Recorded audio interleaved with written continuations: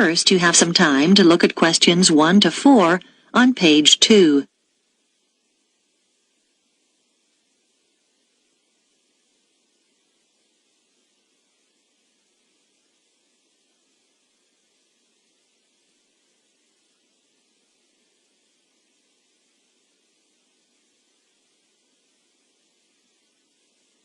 You will see that there is an example that has been done for you. On this occasion only, the conversation relating to this will be played first. College Accommodation Bureau, Darren speaking. How may I help you? Oh, good morning. I'm starting at the college in September, and I need to find some accommodation. Right. Well, there are various options. The first one is to stay in college accommodation. That'd be a single room. The first type of accommodation is a single room in the college, so single room has been written in the space. Now we shall begin. You should answer the questions as you listen, because you will not hear the recording a second time. Listen carefully and answer questions 1 to 4. College Accommodation Bureau, Darren speaking. How may I help you? Oh, good morning. I'm starting at the college in September, and I need to find some accommodation. Right. Well, there are various options. The first one is to stay in college accommodation. That'd be a single room. How much would that cost? Well, it depends. For a standard room, you're looking at £3,276 for the year. That's just for a room with wash basin. Or £3,834 if you want an ensuite. That's with your own small bathroom. I see. That's more than I expected. It does include heating. That's quite a saving because energy costs can be high, especially in winter. Does it include meals as well? No. All our rooms are self-catering now. There's a shared kitchen on each corridor where you can cook if you want to, or there are plenty of places to eat out on campus. Okay, and you said that's the price for the whole year? Well, you pay annually, but actually it's for 36 weeks. It doesn't include holidays. You have to vacate the room then. Oh, I'd need somewhere to stay in the holidays. I can't afford to go home. The flights are too expensive. Well, there is another option. Several families who either work at the college or have children studying here offer visiting students a room in their homes. Oh? We call this arrangement Home Welcome, and we've still got a few places left at the moment. You pay £150 per week, and that includes breakfast, a packed lunch, and dinner, as well as heating. Is there a contract? Do you have to stay for the whole year? No, it's flexible. It sounds really good, but I'm not sure. I really want to be a little more independent. Before you hear the rest of the conversation, you have some time to look at questions 5 to 10 on page 2.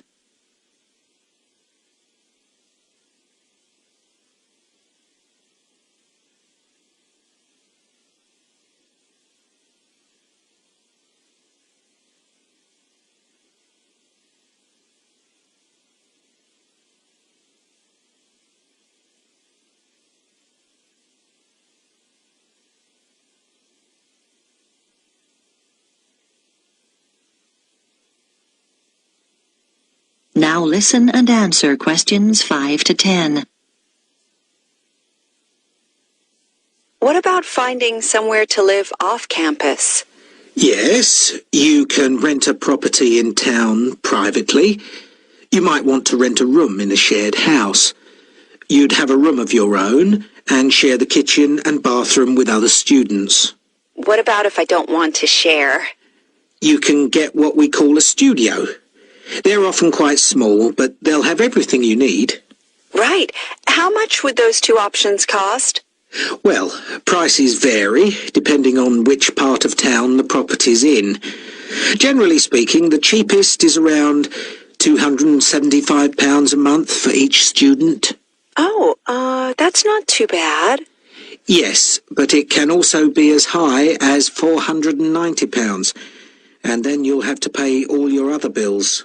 What sort of amount would I be looking at for those? Well, last year, students were paying on average about £43 per month each for gas and electricity. This year, it'll probably be somewhere in the region of £48. That's a lot. Yes, they've gone up quite a bit, and on top of that, you have to pay for water, and that'll probably be around £9. That didn't occur to me. And I guess I'd have to pay for transportation, too. That's right. Most of these properties are quite a long way from the college. Oh, it just gets worse and worse. What's the minimum contract on this type of accommodation? 6 months. And you have to pay a deposit. But of course, you can stay there over the holidays. That's true. And you'd have to provide references. They want 2 from someone in this country. I see. But that's not a problem. If you do choose this option, we can't find the property for you. You'd have to go through the estate agent which manages the property for the owner. Right. Thanks. Well, I think I'd like to see what's available privately. Could you give me the estate agent details? That is the end of section 1. You now have half a minute to check your answers.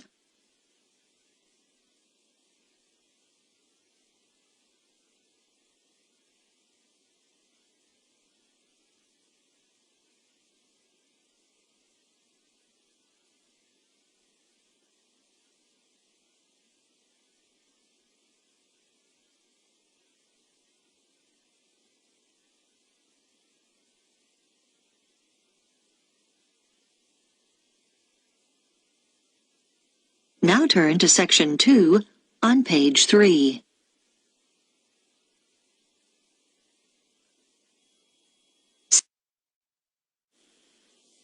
Section 2.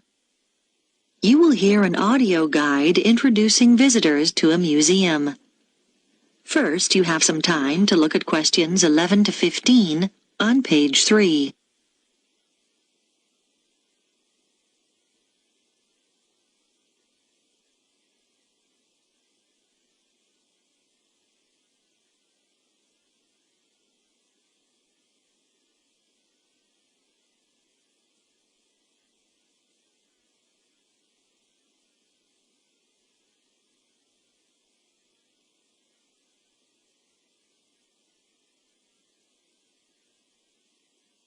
Now listen carefully and answer questions 11 to 15. Welcome to the Global Museum, located at the heart of this truly multicultural city, which is home to more than 60 different nationalities. The museum has a number of exciting displays and exhibitions, and this audio guide is designed to help you make the most of your visit. Altogether, the museum has 18 different galleries, and this season sees the opening of 3 new exhibitions. We recommend that you begin your tour by visiting this season's highlights. The Heritage Clothes exhibition is located in Gallery 5 of the museum. People who live in the area have spent 2 years preparing this exhibition, which brings together some of the fascinating garments traditionally worn in their own communities. They research the history of their community's clothing traditions and the customs and rituals associated with them. Altogether, 16 countries are represented, from Ghana to Korea, from Turkey to Nepal. The photographs that accompany each display case were taken by some of the City College students who are studying design and show the clothes being modelled by the real people who wear them in the course of their everyday lives. Another highlight this season is the exhibition called Toys from the Past, which can be found in Gallery 9. This exhibition, which will appeal to people of all ages, is on tour throughout the country and will be here for 10 weeks only. The exhibits include dolls made over 100 years ago with beautiful porcelain faces and, in some cases, real hair. The collection covers the favourite toys such as wooden train sets from many different generations and provides plenty of interest for children and adults. The gigantic board games, which are laid out on the gallery floor, are one of the most popular activities in the exhibition and should not be missed. This exhibition concludes with a special display of miniature toys. These small objects are on loan from countries all over the world and in some cases measure no more than a few centimetres. There's a tiny car made from matchsticks, a toy aeroplane complete with pilot and passengers made out of seashells, and some exquisite little buildings no higher than 4 centimetres. Before you hear the rest of the talk, you have some time to look at questions 16 to 20 on pages 3 and 4.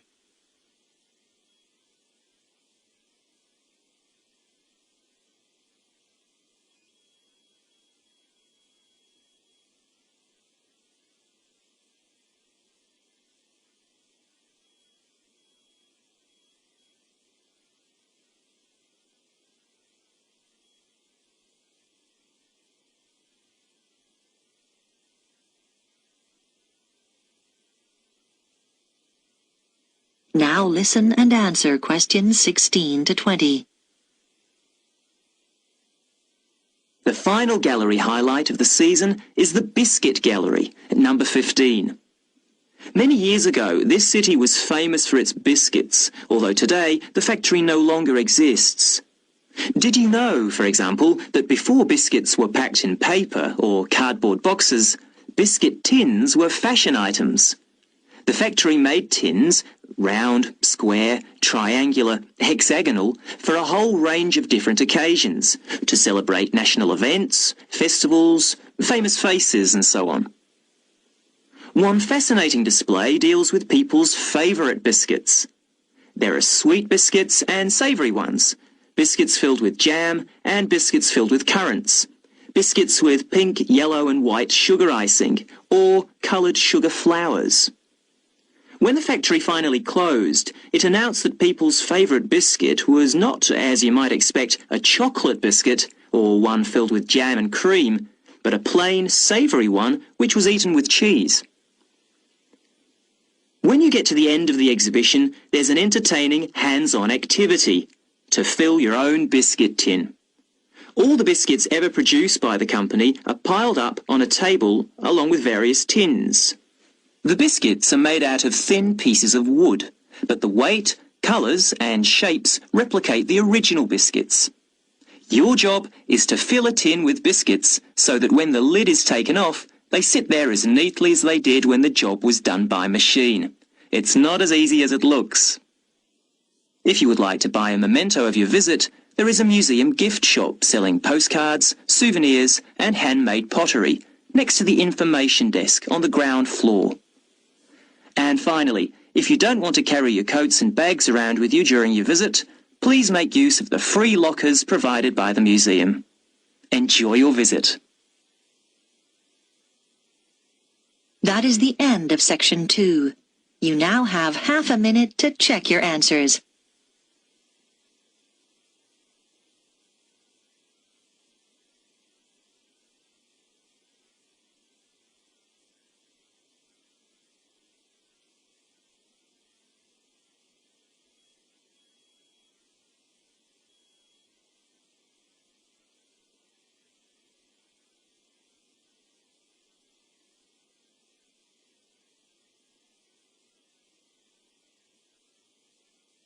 Now turn to section 3 on page 5.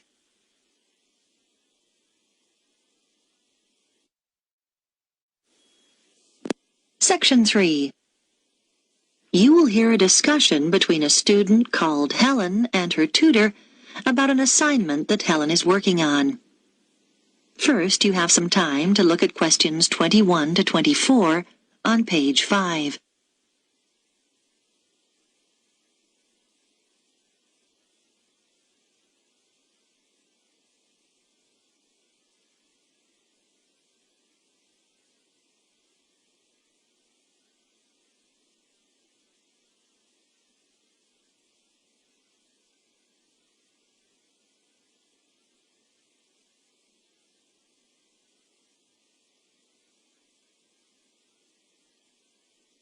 Now listen carefully and answer questions 21 to 24. Come in, Helen. How can I help you? Well, I'm doing research for the anthropology assignment, and I was hoping to check a few details. Sure. You chose the topic of Pacific Island tapa cloth, didn't you? What have you found out so far? Well, I was going to introduce my assignment by saying that the tapa cloth is a fabric made from bark, just the outer layer of the trees. It's particularly common in the Pacific Islands, but not exclusive to them. In fact, many other peoples around the world have made high-quality cloth from bark. But what sets Pacific tapa apart is the incredible variety of roles it's played in this region. Yes, nice introduction. Though I think you could be more specific regarding dates. Okay, so what about the raw materials used? Well, tapa cloth is made from several species of tree. In the Pacific, the paper mulberry tree is most common, but it doesn't thrive in all conditions. In fact, it wasn't originally found in the islands, but was carried in their canoes by the first migrants. Tapa is also made from the breadfruit tree, which is convenient because its fruit is a staple food. The paper mulberry tree is only grown for tapa making, though. Yes, that's good. Now, what about the Maori people here in New Zealand? But the Māori don't make tapa now. That's right, and you need to account for it. We know that when Maori migrated here from the other Pacific Islands, they were prepared to make tapa because they brought the paper mulberry tree with them. The thing was, after they'd been in New Zealand a bit, they found the flax plant, which is superior to tapa because it makes a stronger fabric. By the time Europeans arrived in the 18th century, Maori were making all their fabric from flax and had been for some time. Okay. So, with the production process itself, first the inner bark is beaten with wooden hammers to soften the fibres. Then the different pieces are glued together using an adhesive paste made from the arrowroot tuber. This is the only way to fabricate large pieces of cloth because bark strands are too fine to be woven together and stitching isn't strong enough. Before you hear the rest of the discussion, you have some time to look at questions 25 to 30 on page 6.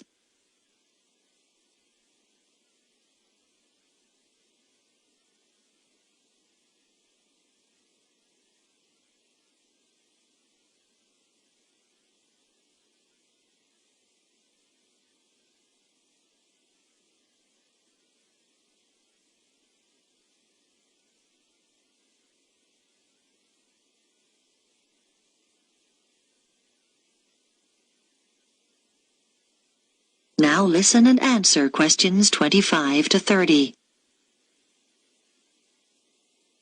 So now you need details about different countries. Where would you start? I think Samoa is the obvious place.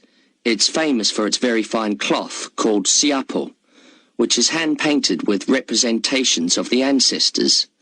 Still today, at the most profound events in life, such as births, funerals, weddings, and the investiture of chiefs, Samoans wear siapo robes to add significance and meaning to the ceremony. Okay, then I could talk about Tonga. It seems to me that the great innovation in Tonga has been developing a simple, coarse cloth which is quick and easy to make. This is suitable for all sorts of everyday functions around the house like bed covers, mosquito nets and curtains. Good point. Now, what about Cook Islands tapa? Well, the soil there is poor quality, so the breadfruit tree is often used. One type of thick cloth called tikoru was wrapped around the poles and used to mark the entrances to places of worship, so it was highly regarded in local culture. You might mention Fiji as well, which is interesting because tapa was actually used as a currency there. Fijians used to sail between the islands and exchange tapa for other commodities like canoes or pigs. I know that in Tahiti the tapa cloth is different because the patterns are in colour, which is considered more valuable than the usual brown patterns. You're right about the Tahitians using coloured pigments, but they aren't more valuable. The colours are only a decoration. People enjoy wearing bright robes, especially for dancing and competitive games, and do it just for fun. Oh, I'll make a note of that. Well, the last place I was going to mention was Tikopia. Even today, it's commonplace to see people wearing clothes made of tapa cloth. In many of the other islands, the tapa only comes out on special occasions. But here, you see people working in the gardens wearing tapa. Sounds promising, Helen. I'll look forward to reading your assignment. That is the end of section 3. You now have half a minute to check your answers.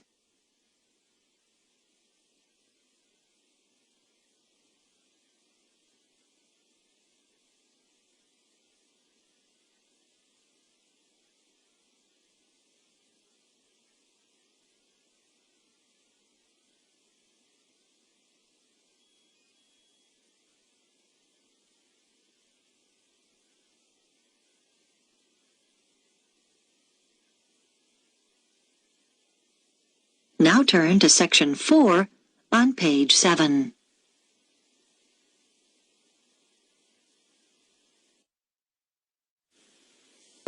Section 4. You will hear part of a talk about research into learner persistence given by a university lecturer to her colleagues. First, you have some time to look at questions 31 to 40 on pages 7 and 8.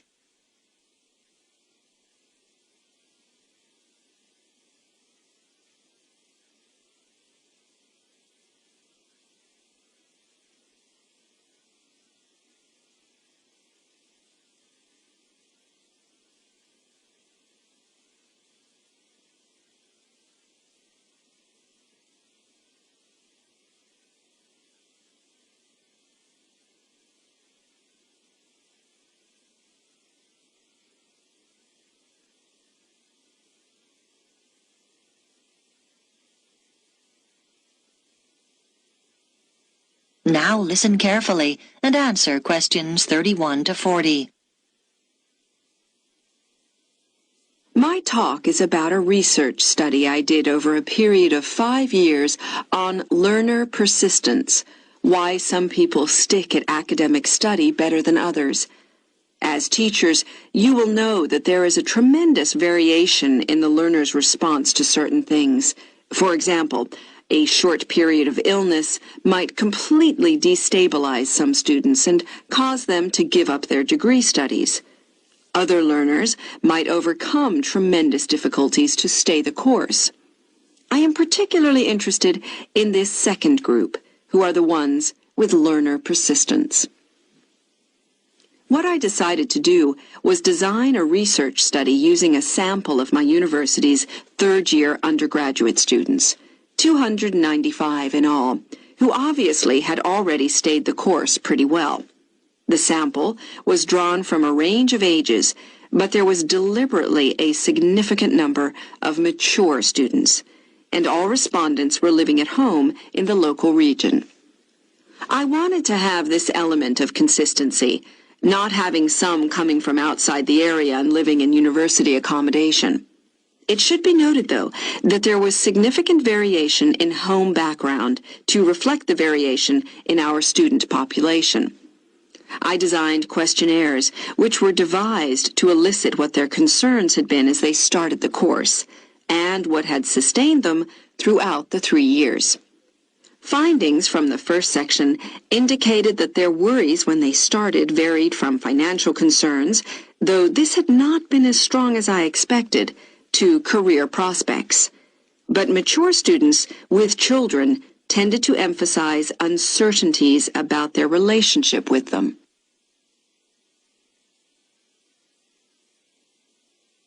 The second section of my questionnaire looked at learner persistence under 3 main headings: social and environmental factors, other factors, and intrinsic or personal characteristics.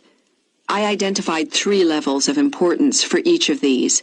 At the first level, those points identified by participants as most important in learner persistence: For social factors, many respondents said how crucial it had been to have good support. Though there was no one specific source, it could be family or friends. As regards other factors, students are heartened not so much by high grades, but by what they regard as success in study.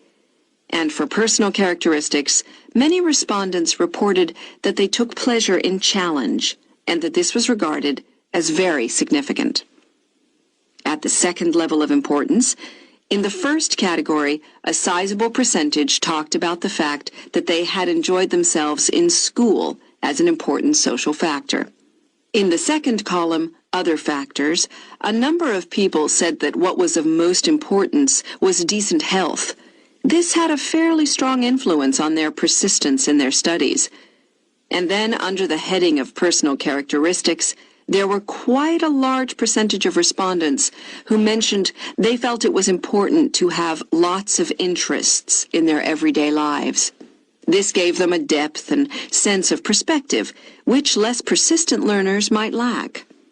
And then, on to the third level. Under social factors, several respondents talked about good relationships with their tutors. For other factors, they mentioned lack or absence of any problems in their families. And finally, under column 3, they identified an ability to juggle several roles, what we might call their capacity for multitasking. Now, these findings obviously helped inform the design of activities, as I mentioned. But in addition, a number of further recommendations emerged. Firstly, I propose that the department distributes questionnaires to first-year students to help get an idea of their maturity when starting the course. This is really our overriding concern. Secondly, I recommend we look into ways of offering induction courses for some selected students to allow them to take on the role of advisors. We think they are the best people to act in that role. This policy will make support much more accessible to our students. Thirdly, this help is often most needed in the evening and night when offices are closed, and so we should set up online services instead of the more traditional telephone services. Research has shown that these services are actually more accessible to the majority of students. And finally, it is often important to be proactive. If students are not meeting deadlines, then someone should contact them rather than wait for them to come to us. Now, are there any questions about the points?